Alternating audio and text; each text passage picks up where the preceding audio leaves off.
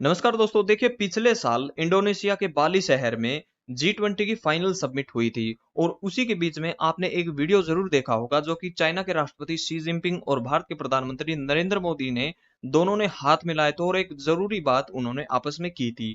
वो जरूरी बात क्या की थी? नवंबर के बाद ठीक 8 महीने बाद यानी जुलाई 2023 में उस बात का खुलासा हुआ है कि उन्होंने क्या बात की थी। दोस्तों, उन्होंने बहुत ही बड़े मुद्दे पर बात की थी और जो उसका दूसरा पार्ट है डिनर के वक्त का, वो नहीं दिखाया गया था। तो आज हम उसी के बारे में डिस्कस करने वाले हैं कि उन्होंने एलएसी के बारे में क्या डिस्कस किया था। देखिए, जो विदेश मंत्रालय है उनके प्रवक्ता अरिदम बागची है, उन्होंने बताया कि डिनर के दौरान मोदी और जिनपिंग ने एक स्थिर मुद्दे पर चर्चा की थी।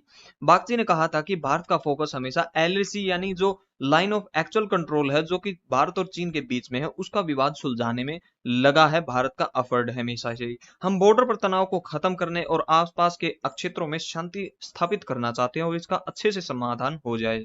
G20 के 8 महीने बाद ये घोषणा 2 दिन पहले चीन के विदेश मंत्रालय ने किया था और उन्होंने बताया कि दोनों नेताओं के बीच में 2022 में द्विपक्षीय संबंधों पर चर्चा हुई थी और G20 की मीटिंग के दौरान ब्रीफिंग दी गई थी कि इनका दूसरा भाग नहीं दिखाया गया जो कि डिनर के टाइम पर हुआ था। डिनर के टाइम पर दोनों अभिभावक हैं, जो दोनों नेता हैं, इन्होंने अच्छी बात की थी, सामान्य चर्चा हुई थी और बागची ने पूछा भी था कि चीन के राष्ट्रपति शी जिनपिंग में मीडिया ने पूछा है कि वो G20 में जो दिल्ली में G20 की मीटिंग होने वाली है, क्या उस पर चीन के नेता आएंगे या नहीं।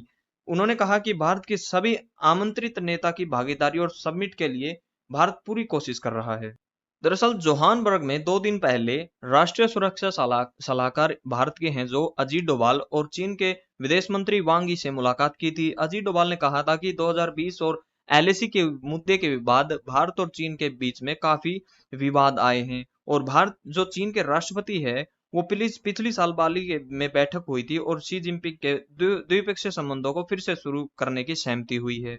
देखिए, जो ब्रिक्स मीटिंग हुई थी दोस्तों, उसमें चीन की electric vehicle company BYD Bharat में प्लांट लगाने का प्रस्ताव भारत के सामने रखा था। फिर भारत के मंत्रालय ने उसको नकार दिया, डिसमिस कर दिया।